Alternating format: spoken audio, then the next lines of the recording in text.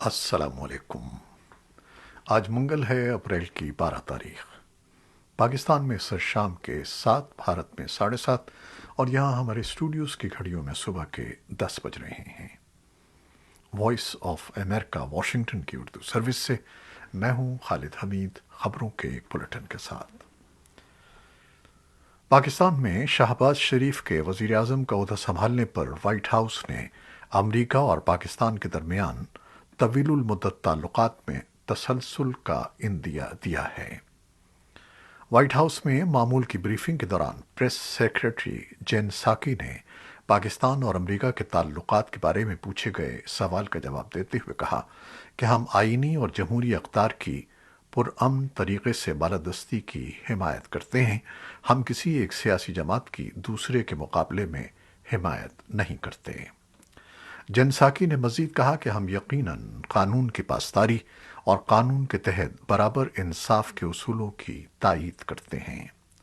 ان کا کہنا تھا کہ ہم پاکستان کے ساتھ اپنے طویل تعاون کی قدر کرتے ہیں اور ہم نے ہمیشہ ایک خوشحال اور جمہوری پاکستان کو امریکی مفادات کے لیے بھی اہم سمجھا ہے، اور اس میں کوئی تبدیلی نہیں آئی ہے، خواہ اقتدار میں کوئی بھی ہو۔ ان کا کہنا تھا کہ ہم نے مختلف سطح پر قریبی رابطے رکھے ہیں۔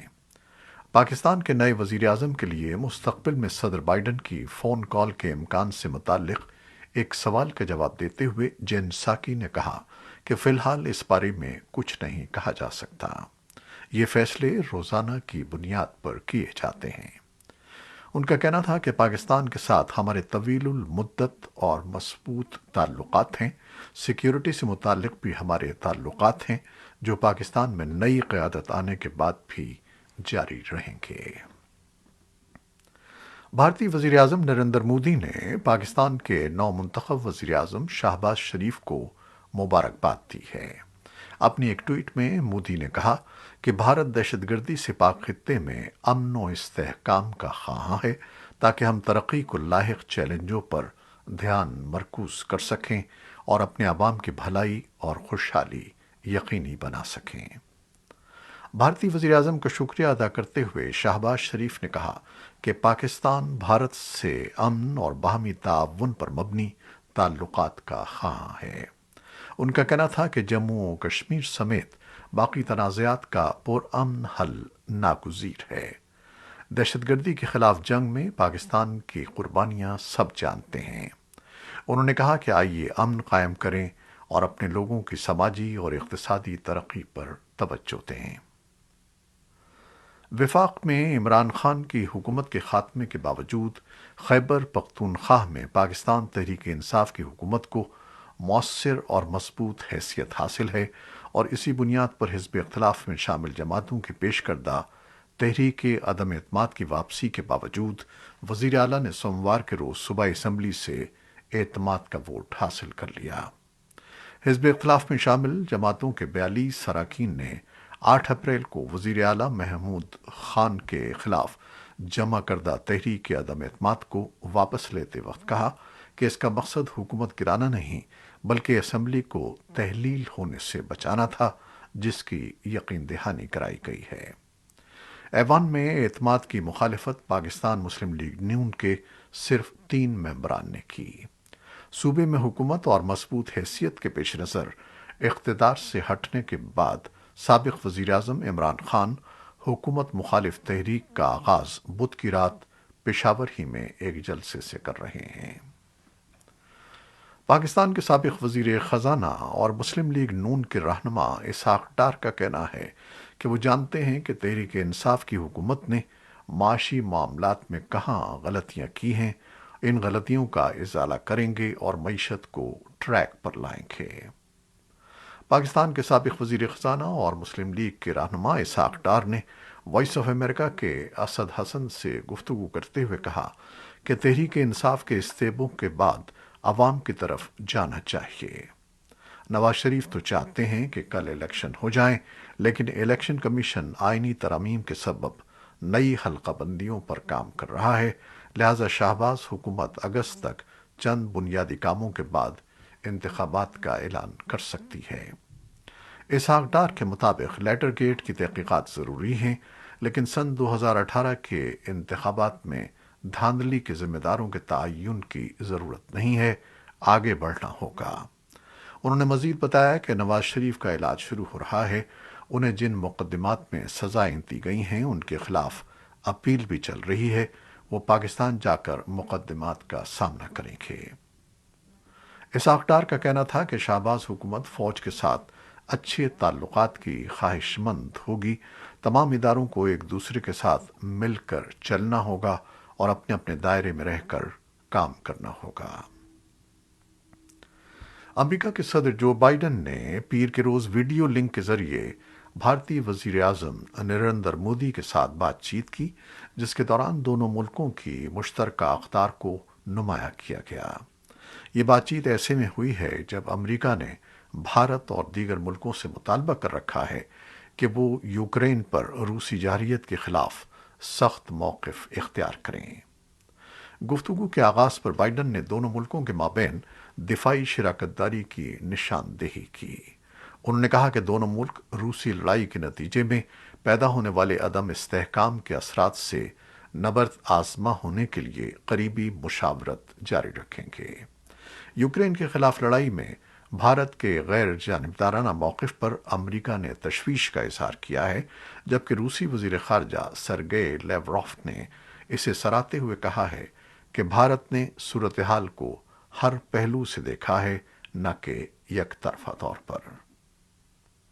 وائٹ ہاؤس کی پریس سیکریٹری جین ساکی کا صدر بائیڈن اور وزیر اعظم مودی کے درمیان ورچوئل گفتگو کے بارے میں کہنا تھا کہ یہ امریکہ کے نائب سیکیورٹی ایڈوائزر کے اس سے پہلے کے دورے کا ایک تسلسل ہے۔ وائٹ ہاؤس میں معمول کی بریفنگ کے دوران زیادہ تر سوالات بائیڈن مودی گفتگو اور روس اور یوکرین کی جنگ کے بارے میں بھارت کے موقف سے متعلق تھے۔ صدر بائیڈن اور وزیر اعظم مودی کی بات چیت کے بارے میں ساکی نے کہا کہ یہ گفتگو تعمیری اور مفید تھی۔ تاہم جین ساکی نے کہا کہ ہم چاہتے ہیں کہ دنیا کے لیڈر اس امر کا کھلے بندوں اظہار کریں کہ وہ تاریخ کے درست جانب کھڑے ہیں۔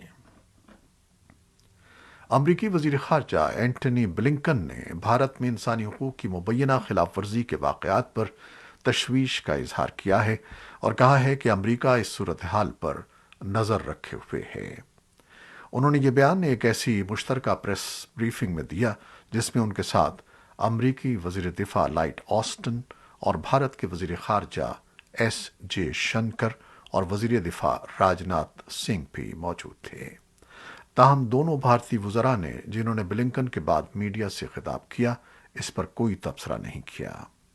بلنکن کا یہ بیان ایسے وقت میں سامنے آیا ہے جب بھارت میں دائیں بازو کے کارکنوں کی جانب سے مسلمانوں کے خلاف مبینہ طور پر ایک مہم چلائی جا رہی ہے اور تعلیمی اداروں میں حجاب پہننے پر پابندی کے بعد لاؤڈ اسپیکر سے اذان اور حلال گوشت کی فروخت پر پابندی کا مطالبہ کیا جا رہا ہے اور مسلم دکانداروں اور ٹیکسی ڈرائیوروں کے بائیکاٹ کی اپیل کی جا رہی ہے۔ اتوار کے روز ہندو مذہب کے جلوسوں کے دوران کم از کم 8 ریاستوں میں پرتشدد واقعات ہوئے ہیں۔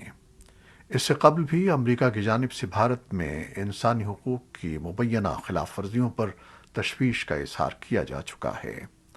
برطانیہ کے انسانی حقوق کے ادارے جسٹ سیکیورٹی نے پیر کو جاری کردہ اپنی رپورٹ میں بھارت میں انسانی حقوق کی مبینہ خلاف ورزیوں پر تشویش کا اظہار کیا ہے۔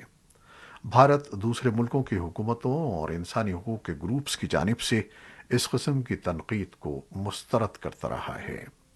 نئی دہلی کے انسانی حقوق کے کارکنوں نے بلنکن کے بیان کا خیر مقدم کیا ہے اور حکومت سے مطالبہ کیا ہے کہ وہ اقلیتوں پر حملوں میں ملوث افراد کے خلاف کارروائی کرے۔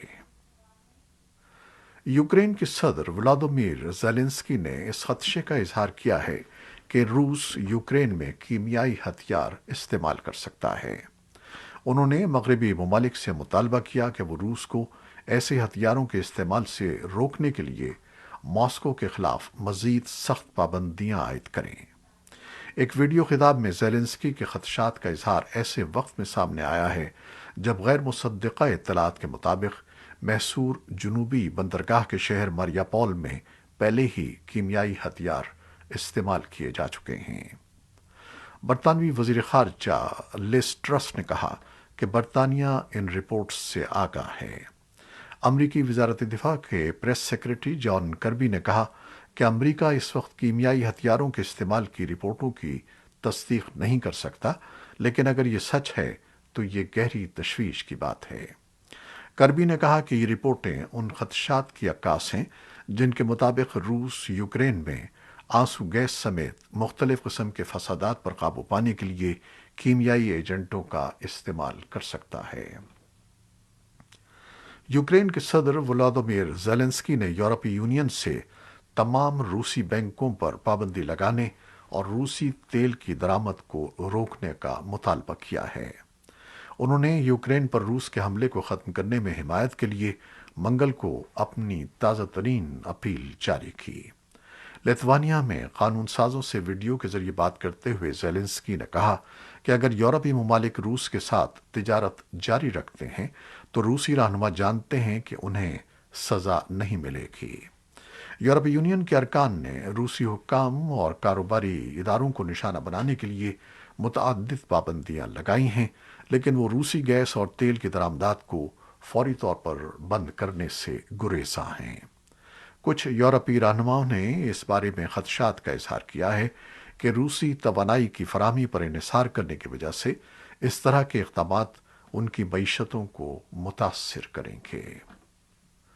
یوکرین نے منگل کو کہا کہ روسی افواج مشرقی ڈونیٹسک کے علاقے میں توسیعی کارروائیوں کی تیاری کرتے ہوئے محصور جنوبی بندرگاہی شہر ماریاپول کا کنٹرول حاصل کرنے کی کوشش کر رہی ہے۔ یہ اندازہ اس وقت ہوا جب برطانیہ کی وزارت دفاع نے کہا کہ اسے توقع ہے کہ مشرقی یوکرین میں لڑائی اگلے 2 سے 3 ہفتوں میں شدت اختیار کرے گی، کیونکہ روس وہاں اپنی کوششوں کو دوبارہ مرتکز کر رہا ہے۔ وزارت کے ایک بیان میں کہا گیا ہے کہ روس ہمسایہ ملک بیلاروس سے اپنی مزید افواج واپس بلا رہا ہے اور انہیں مشرقی یوکرین میں دوبارہ تعینات کر رہا ہے۔ دونوں ملکوں کے خبر رساں اداروں کے مطابق روس کے صدر ولادیمیر پوٹن اور بیلاروس صدر الیگزینڈر لوکاشینکو منگل کو یوکرین کے تنازع پر بات کرنے کے لیے ملاقات کرنے والے ہیں۔ ماریاپول کے میئر ویدم بایوچینکو نے ایسوسی ایٹڈ پریس کو بتایا کہ روس کی جانب سے شہر کا محاصرہ شروع کرنے کے بعد سے اب تک 10,000 سے زیادہ شہری ہلاک ہو چکے ہیں، اور ان کا کہنا تھا کہ اصل تعداد اس سے دگنی ہو سکتی ہے۔ روس کے صدر ولادیمیر پوٹن نے منگل کو کہا کہ آج کی دنیا میں کسی کو بھی الگ تھلگ رہنا یقینی طور پر ناممکن ہے، خاص طور پر روس جیسے بڑے ملک کو۔ انہوں نے اپنے دعوے کو دہرایا کہ روس کے خصوصی فوجی آپریشن کا مقصد مشرقی یوکرین میں لوگوں کی حفاظت اور روس کی سلامتی کو یقینی بنانا ہے۔ انہوں نے مزید کہا کہ روس کے پاس کوئی دوسرا راستہ نہیں تھا اور وہ اپنے مقاصد حاصل کرے گا۔ اقوام متحدہ کے انسانی حقوق کے دفتر نے یوکرین میں ہلاک و زخمی ہونے والے شہریوں سے متعلق تازہ ترین رپورٹ جاری کرتے ہوئے پیر کے روز کہا کہ یوکرین پر روسی حملے میں اب تک ہلاک و زخمی ہونے والی شہری آبادی کی کل تعداد 4,335 ہے، جن میں سے 1,842 ہلاک جبکہ 2,493 زخمی ہوئے ہیں۔ ایک بیان میں عالمی ادارے کے انسانی حقوق کے کمشنر کے دفتر نے خبردار کیا ہے کہ اصل تعداد اس سے کہیں زیادہ ہو سکتی ہے۔ افغانستان میں ایرانی سفارت خانے اور قونصل خانوں نے ویزا سروس بند کر دی ہے، جس سے پہلے کابل میں مشتعل مظاہرین کی جانب سے ایرانی سفارت خانے پر پتھراؤ کیا گیا اور ہرات میں ایرانی قونصل خانے کے داخلی دروازے کو آگ لگا دی گئی۔ ایرانی دفتر خارجہ نے ایک بیان میں کہا ہے کہ یہ کارروائیاں اس وقت تک رکی رہیں گی جب تک طالبان حکومت کے دفتر خارجہ کی جانب سے افغانستان میں ایرانی مشنوں کو تحفظ کی ضمانت فراہم نہیں کی جاتی۔ کابل کے متعدد باشندوں نے ایران میں افغانوں کے ساتھ ناروا سلوک کی رپورٹ ہونے والے حالیہ واقعات کے رد عمل میں منگل کو احتجاج کیا۔ انہوں نے ایران میں افغان مہاجرین کے ساتھ ناروا سلوک بند کرنے کا مطالبہ کیا۔ کابل میں ایران مخالف مظاہروں کا یہ دوسرا دن ہے۔ طالبان مخالف قومی مزاحمتی تحریک کے ترجمان सिबगत उल्ला अहमदी ने पीर के रोज सूबे बदख्शां के ज़िले कोहिस्तान में तालिबान फोर्सेस के साथ लड़ाई में हलाकतों की तस्दीक की है। तालिबान हुकूमत के नायब तर्जुमान बिलाल करीमी ने एक ट्वीट में कहा है कि पीर को तालिबान मुखालिफ फोर्सेस के 7 अफराद हलाक हो गए जबकि मुतअद्दिद को गिरफ्तार किया गया। तालिबान मुखालिफ मुजाहिमती तहरीक ने इस हफ्ते सूबे बगलान के अंदर अब जिले में इंदराब जिले में तालिबान के ठिकानों पर कई हमलों का दावा किया है। आरियाना अफगान एयरलाइन ने 2 हफ्ते कबल दोहा कतर के लिए हफ्तावार परवाजें शुरू की हैं और अब अफगान एयरलाइंस कतर के अलावा दुबई, सऊदी अरब, इस्तांबुल, ईरान के शहर मशहद और इस्लामाबाद के लिए परवाजें करती है। फिलिपाइन में हुक्काम का कहना है कि मुल्क वस्ती और जनूबी सूबों में शदीद बारिशों के बाइस कम से कम 25 अफराद हलाक हो गए हैं। पुलिस के एक तर्जमान ने बताया कि इतवार और पीर के दरमियानी शब वस्ती लेटे सूबे के बेबे शहर के 4 देहात में मिट्टी के तोदे गिरने से 22 देहाती हलाक हो गए हैं। श्रीलंका के वज़ीर-ए-आज़म मोहिंदा राजापाक्से मुजाहिरों को ख़त्म करने और दहाइयों के बदतरीन माशी बहरान के हवाले से अपने इस्तीफ़े के मुतालबात ख़त्म करने की अपील कर रहे हैं। उनका कहना है कि उनकी हुकूमत मुल्क की तामीर नौ का मंसूबा शुरू कर रही है। कौम के नाम एक टेलीविज़न तकरीर में उन्होंने सब्र तहम्मुल का मुजाहरा करने पर जोर दिया। मुजाहिरीन ने सदर के दफ्तर के दाखिली दरवाजे पर तीसरे रोज भी कब्जा जमाए रखा और उनके इस्तीफे का मुतालबा किया। इंडोनेशिया में सन 2024 के सदारती इंतखाबात मुलतवी होने की अफवाहों पर पीर को मुल्क भर के हजारों तलबा ने एहतजाजी मार्च किया। तलबा का कहना है कि वोट मुलतवी करने से सदर जोको वदोदो को 2 मियाद की हद से ज्यादा अपने ओहदे पर रहने का मौका मिल जाएगा। वदोदो ने इन अफवाहों की तरदीद की है। फिलाडेल्फिया अमेरिका का पहला बड़ा शहर बन गया है जिसने कोरोना वायरस के इन्फेक्शन में तेजी से इजाफे की इत्तला के बाद अपने इंडोर मास्क मैंडेट को बहाल कर दिया है। सेहत के शोबे की आला एहलकार डॉक्टर शेरिल बेटिगल ने पीर को कहा कि वो ओमिक्रॉन की एक झैली किस्म के नतीजे में एक मुमकिना नई लहर को रोकना चाहती हैं। डॉक्टर बेटिगोल का कहना था कि शहर में 10 दिनों के दौरान कोविड के केसेस में 50% से ज्यादा इजाफा हुआ है। और अब आपके लिए एक ऐलान। अगर वॉइस ऑफ अमेरिका की वेबसाइट उर्दू VOA.com तक रसाई में आपको कोई मुश्किल पेश आ रही है तो इस बुलेटिन की डिस्क्रिप्शन में दिए गए लिंक के जरिए वेबसाइट विजिट कीजिए। मुनफरिद रिपोर्ट्स और दिलचस्प तबसरों के लिए देखते रहिए VOA का टीवी प्रोग्राम व्यू 360 पीर ता जुमा शाम 7:30 बजे आज न्यूज़ पर। ये थी वो खबरें जो फेसबुक लाइव पर हमने आपके लिए पेश की। हमारी वेबसाइट, यूट्यूब और पॉडकास्ट पर यह बुलेटिन आपके लिए पोस्ट कर दिया जाता है। आप हमारे बुलेटिन को शेयर करते हैं और अपने कमेंट्स में अपनी मोहब्बतों और दुआओं का इजहार करते हैं, जिसके लिए हम आपके बेइंतहा मशकूर हैं। अपनी इन मोहब्बतों को जारी रखिएगा। खालिद हमीद को अब इजाज़त दीजिएगा। अल्लाह हाफिज़।